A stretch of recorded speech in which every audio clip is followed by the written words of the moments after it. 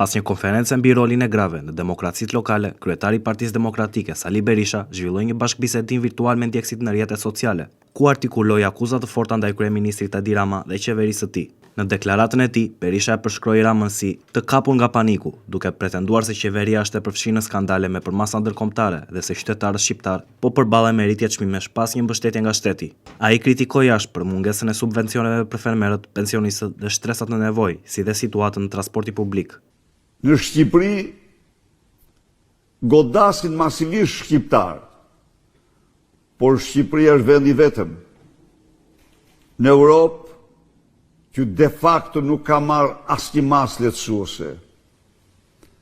Miliardat që inkasohen nga rritja e TVSH-s dhe që u mirën nga xhepat shqiptarëve, po rriten gjithnjë më shumë.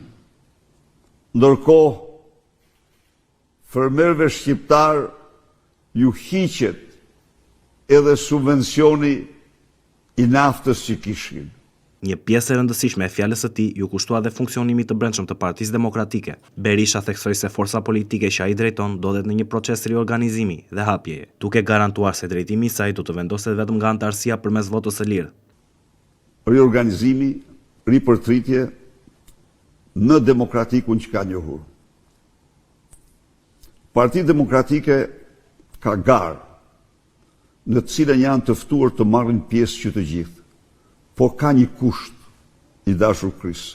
Kur Edi Rama nuk do mund të përcaktoj kryetarin e kësaj partie. Për këtë të garantoj. Dhe çdo demokrat është i mirëpritur.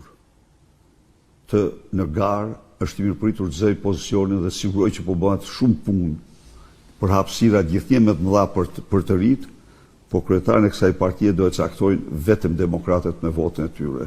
Në vijim, ai ngriti akuza edhe për çështje të konfliktit të interesit dhe për menaxhimin e tenderave publik, duke përmendur veçanërisht institucionin e Akshit, si një nga qendrat kryesore të abuzimeve financiare sipas tij. Në përfundim, lideri i opozitës bëri thirrje për mobilizim qytetar, duke ftuar shqiptarët të marrin pjesë në protestën e paralajmëruar për 8 maj. Të ngrihemi fuqishëm